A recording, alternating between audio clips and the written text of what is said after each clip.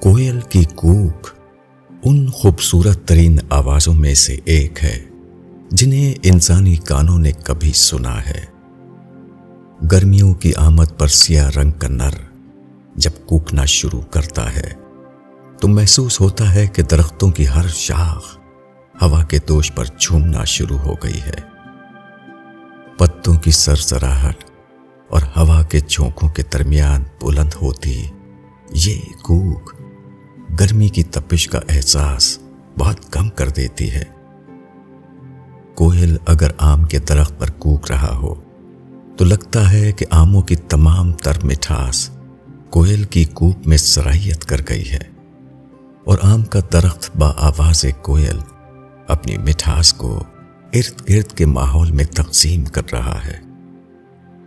کوئل کی کوک کو سننے کا ایک دوسرا زاویہ بھی ہے۔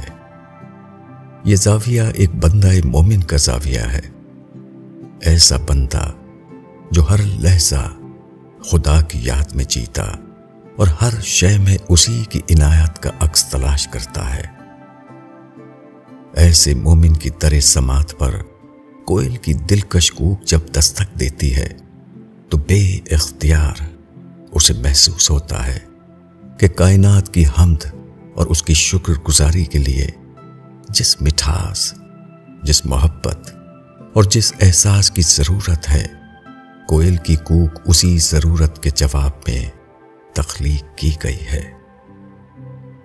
پروردگار عالم کے ہر مخلوق پر ان گنت احسانات ہیں، مگر سب سے بڑھ کر اس کے احسان حضرت انسان پر ہیں، اس لیے کہ انسان کو ہر نعمت ملی ہے اور نعمتوں کو محسوس کرنے والا دل بھی ملا ہے، مگر اکثر لوگوں کو ان نعمتوں کا شکر کرنے والا دل نہیں ملا ہوتا۔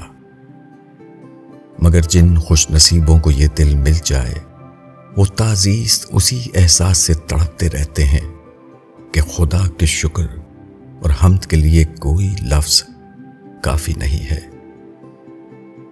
ایسے میں گرمیوں کی دوپہر میں جب کوئل کوکتی ہے تو انہیں محسوس ہوتا ہے کہ انہیں ان کی تلاش کا جواب مل گیا۔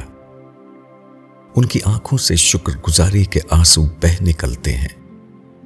خدا کے فرشتے ان آنسوؤں کو اپنے ہاتھوں میں سمیٹنے کے لیے دوڑتے ہیں اور دیکھتے ہیں کہ محبت اور شکر گزاری میں ڈوبے یہ آنسو نمکین نہیں بلکہ کوئل کی کوک کی طرح میٹھے ہیں، وہ مٹھاس جس کا بدلہ جنت کے سوا کچھ نہیں۔ ابو یحییٰ